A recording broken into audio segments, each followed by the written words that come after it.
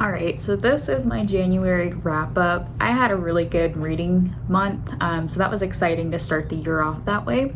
I'll start with the books I haven't talked about. So the first one I read in January was The Magnificent Monsters of Cedar Street. So this is a historical fiction fantasy middle grade book. It's about a girl named Cordelia who rescues monsters with her father in the Boston area, and he's basically like a vet for the monsters. But one day, him and all of the creatures, they go missing suddenly, and Cordelia, she's left all alone. So all she has left to guide her is basically this cryptic note that was left.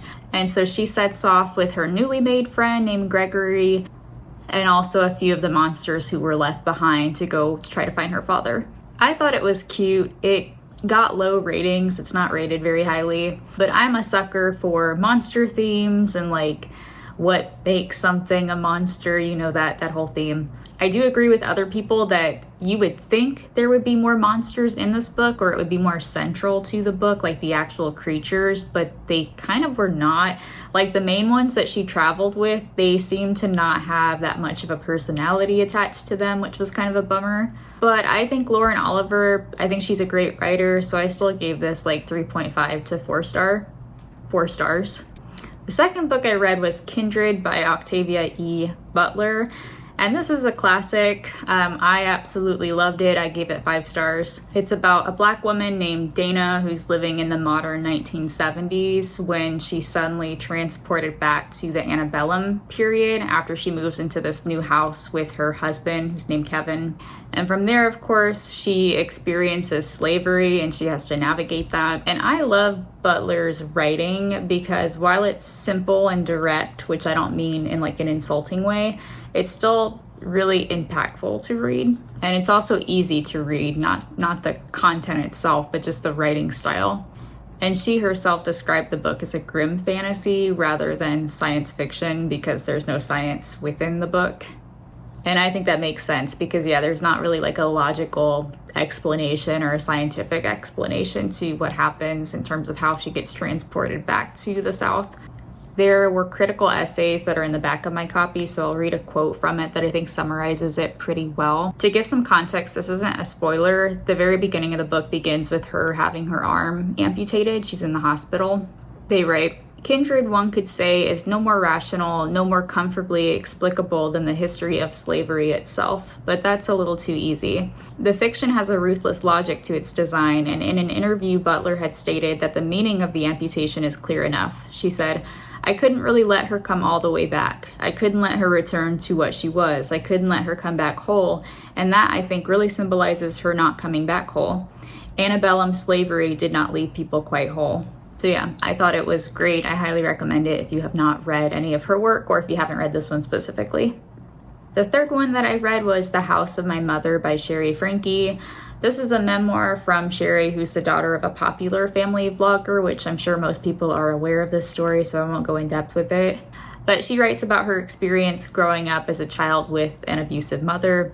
And she describes how it felt having a camera shoved in her face throughout her childhood, and also goes into, you know, how it felt to be exploited by having a camera in your face and, you know, detailing your private moments from a young age.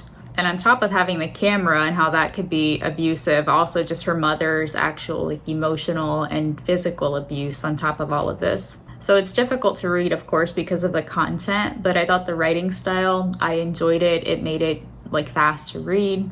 And overall, it just gave me more insight into that dynamic of family vlogging and everything. This is kind of a side note too. I kind of get frustrated by personality disorders and how they're talked about within the media and online in general. So I thought she did like a nice job being nuanced with talking about narcissistic personality disorder. And I don't know if that makes sense. It's probably not my place to be like, oh, she did it. Like she, you know, has to write about it a certain way, but I just appreciated the way it was done, I guess is what I'm trying to say. Similar to this, I also watched a recent documentary called An Update on Our Family, which is about the Stauffer family. They were also a vlogging family, and they adopted a kid from China named Huxley. And he had a lot of trauma and like behavioral issues that came from that and other diagnoses. And so they ended up giving him either back to the agency or to like another family. But now his medical information and privacy, all of that is out there for the world to see since they documented a lot of it. And so that also is just insightful. I think more people will be coming forward to share, you know, how family vlogging and these things affected their lives. Fourth book I read was The Labyrinth of Lost and Found, which is the first book in the Whisperwicks series, or what will become a series. It has an absolutely beautiful cover. So yes, I did judge a book by its cover, and that's in part why I bought this. But so yeah, it follows a boy named Benjamiah who's transported to this world named Raven World. It's a world where there's doll casting magic and color is basically used as currency. And then it's also this giant labyrinth. So anyone who wanders too far from home, you know, will become lost forever within it. And Benjamiah, he meets this girl named Isabella, and she's determined to find her brother named Edward, who went missing a few weeks ago.